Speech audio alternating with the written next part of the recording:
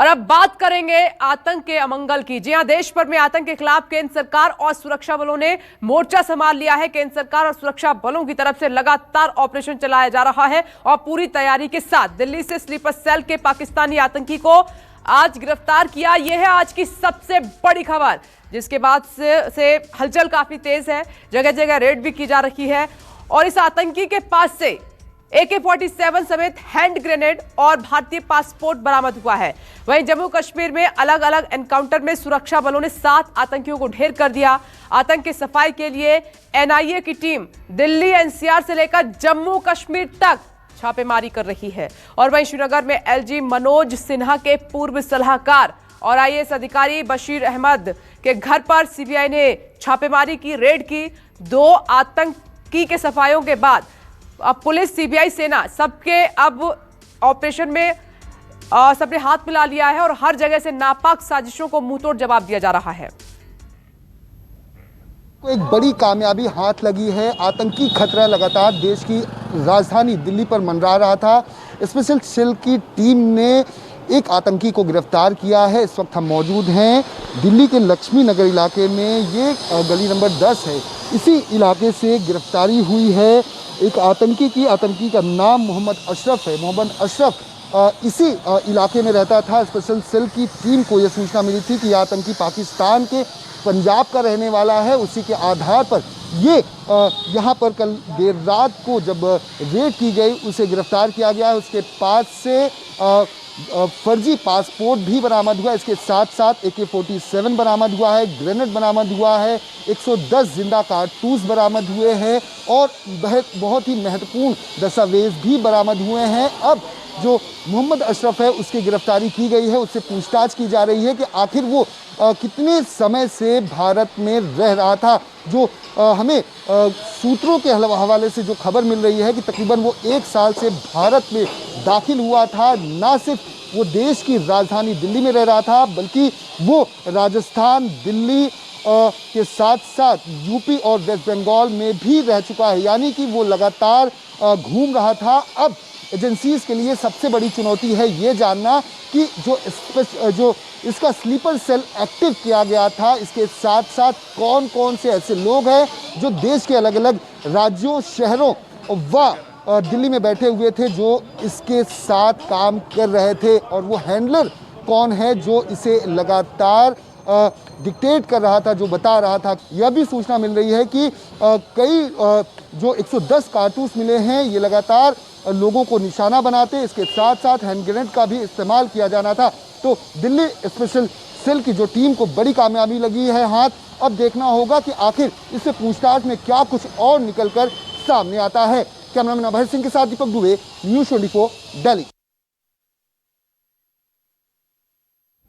और मेरे 2 सहयोगी इस वक्त मौजूद हैं दिल्ली से मेरे साथ लक्ष्मी नगर में। लगातार वहां पर दीपक दुबे बने हुए हैं और साथ ही मेरे सहयोगी विमल कौशिक भी लगातार मौजूद हैं।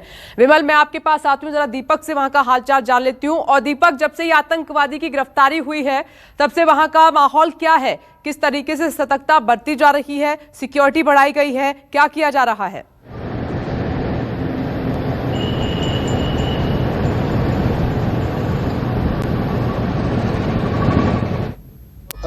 जगह पर हूँ। ये यमुना का तटीय इलाका है। यहीं से दिल्ली स्पेशल सेल की टीम को जो इसने हथियार छुपा कर रखे थे रेत में, यहीं से बरामद किए हैं स्पेशल सेल की टीम ने। ये पूरा इलाका है जहां पर इसने हथियार AK-47, 2 पिस्टल, 110 जिंदा कारतूस और ग्रेनेड इसी जगह पर छुपा कर रखे थे। ये जो पूरा इलाका है सुनसान इलाका है, यहाँ पर सन्नाटा पसरा रहता है। यही वजह है कि जो आतंकी है उसने इस जगह को चुना, क्योंकि पहले के जो गिरफ्तारियां हुई हैं या जो अन्य जो गिरफ्तारियां होती उसमें कई बातें ऐसे निकल कर आई थी कि आतंकी जो है अपने पास हथियार को रखते थे, लेकिन इसने बहुत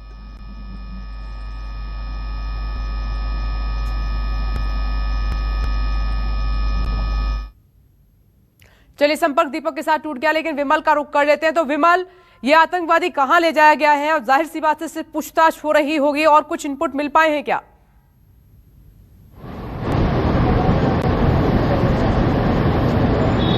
देखिए, इससे लगातार पूछताछ दिल्ली पुलिस की स्पेशल सेल कर रही है और अब से कुछ देर में इसे कोर्ट के सामने प्रोड्यूस किया जाएगा, जहां से इसका रिमांड लेने की कोशिश की जाएगी। लेकिन सबसे अहम बात अब पुलिस के टारगेट पे 2-3 चीजें हैं। एक तो स्लीपर सेल का ये सक्रिय सदस्य था और पिछले 15 साल से देश की राजधानी दिल्ली में रह रहा था और दिल्ली में रहने के दौरान इसने खासकर जो पुरानी दिल्ली के इलाके हैं, जिसमें तुर्कमान गेट, हौज काजी, चांदनी चौक, इस तरह के जो इलाके हैं, वो वहां पर इसने अच्छी खासी पैठ बनाई हुई थी और जो इसके पास से एक भारतीय पासपोर्ट इसने बनवाया हुआ था एक नकली नाम से, वो भी तुर्कमान गेट के इसके हाइडआउट से बरामद हुआ है। इसके अलावा एक और सबसे अहम कड़ी है जिसे पुलिस जोड़ने की कोशिश करी, क्योंकि इसका क्लू मिला था कुछ दिन पहले जो दिल्ली पुलिस और यूपी टेस्ट का जो ज्वाइंट ऑपरेशन हुआ था, जिसमें कुछ आतंकी पकड़े गए थे। उन्होंने ये जानकारी दी थी कि दिल्ली में स्लीपर सेल का एक सदस्य एक्टिव है। वो उसके बारे में ज्यादा जानकारी नहीं जानते थे, लेकिन ये जरूर बताया गया था कि जो पुरानी दिल्ली का इलाका है, वहां पर उसकी अच्छी पैठ है और वहां पर उसने अच्छी खासी पकड़ बनाई, वहां पर उसने काफी स्लीपर सेल के लोग एक्टिव किए हैं। तो इसी जानकारी पर लगातार दिल्ली पुलिस की स्पेशल सेल काम कर रही थी और उनके पास जब ये पुख्ता जानकारी आई, उसके तुरंत बाद इसको हिरासत में लिया गया। इसकी निशानदेही पर एक भारतीय पासपोर्ट रिकवर किया और साथ ही कुछ हथियार जिसमें AK-47, 2 सोफिस्टिकेटेड जो पिस्टल हैं और इसके अलावा 110 बुलेट्स रिकवर की हैं। बड़े पैमाने पर रिकवरी है और इसमें अब एक एंगल पुलिस तलाशने की कोशिश कर रही है कि क्या इन हथियारों का इस्तेमाल, इन हैंड ग्रेनेड का इस्तेमाल, AK-47 का इस्तेमाल इसी ने करना था, या फिर कोई आतंकी अभी भी दिल्ली में हो सकता है, या फिर इसके कनेक्शन जो जिशान और उमर, जो ओसामा और जिशान जो पाकिस्तान में ट्रेनिंग ले चुके हैं, उनको इन हथियारों का इस्तेमाल करना था। क्योंकि हथियार इसकी निशानदेही पर जो कालिंदी कुंज का जो यमुना का खादर वाला इलाका है, वहां पर छुपा कर रखे गए। तो तमाम कड़ियां हैं, पुलिस अब इनको जोड़ने की कोशिश कर रही है और इसके साथ साथ इसके जो तमाम स्लीपर सेल के लोग जो इतने 15 सालों में, क्योंकि इसने एक बड़ा नेटवर्क बनाया और ये भी जानकारी आ रही है कि जो यूपी और इसके अलावा देश के अलग अलग शहरों में जो धमाके हुए, उनमें भी इसका कहीं ना कहीं हाथ रहा, यानी कि उनमें भी ये लॉजिस्टिक सपोर्ट प्रोवाइड करा चुका है। तो ये एक बड़ी गिरफ्तारी जरूर कही जाएगी और खासकर जिस तरीके से फेस्टिव सीजन यानी कि त्योहारों के से पहले गिरफ्तारी हुई है, वो दिल्ली पुलिस के लिए एक बड़ी कामयाबी है। एक बड़े हमले को नाकाम किया गया है। अब इसके जो तमाम साथी हैं, उनकी तलाश में लगातार पुलिस ठीक है। आप जिस यमुना के इलाके की बात कर रहे हैं, वहां पर दीपक इस वक्त मौजूद है। विमल, मैं लौट रही हूँ और आपको ये बता दें कि 2:30 बजे दिल्ली पुलिस की प्रेस कॉन्फ्रेंस भी है इस गिरफ्तारी को लेकर, जो आतंकी गिरफ्तार हुआ है। दीपक, जरा मुझे वो जगह दिखाइए जहां पर आप बता रहे थे कि हथियार छिपा कर रखे गए थे। दीपक।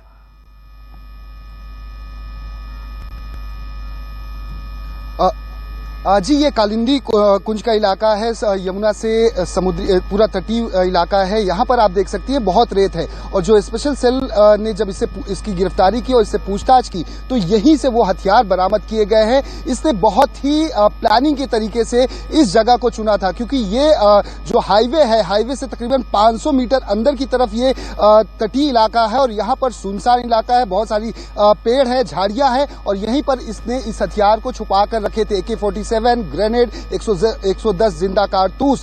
तो यहां पर जो कामयाबी दिल्ली स्पेशल सेल को मिली है कि किस तरह से इसने शहर से दूर आकर एक सुनसान इलाके में हथियार को छुपा कर रखे थे। अब तक पहले जो गिरफ्तारियां होती थी, आतंकी जब गिरफ्तार होते थे, अपराधी गिरफ्तार होते थे, तो उनके पास से ही या उनके घर से ऐसी चीजें बरामद होती थी। लेकिन इसने जो इसके आकाओं का जो आदेश रहा होगा कि ऐसे सुनसान इलाके में हथियार को छुपा कर रखा जाए और जब उनकी तरफ से ग्रीन सिग्नल दिया जाए कि अब अटैक करना है या फिर आतंकी साजिश को अंजाम दिया जाना है, तो फिर यहां से वो हथियार को लेकर जाता और बड़ी आतंकी साजिश को अंजाम देता। लेकिन उससे पहले अब इसकी गिरफ्तारी हो चुकी है। अब यह जानना स्पेशल सेल के लिए जरूरी है कि आखिर कितने लोग ऐसे हैं, ना सिर्फ दिल्ली बल्कि देश के अलग अलग शहरों में, क्योंकि ये राजस्थान हो, दिल्ली हो, इसके साथ साथ यूपी हो और वेस्ट बंगाल हो, ये हर जगह पर ये घूम चुका है, वहां पर रह चुका है। तो कितने लोग ऐसे एक्टिव है, बिल्कुल उनका पता लगाना बहुत जरूरी है। दीपक और विमल, आप दोनों का फिलहाल के लिए बहुत बहुत शुक्रिया।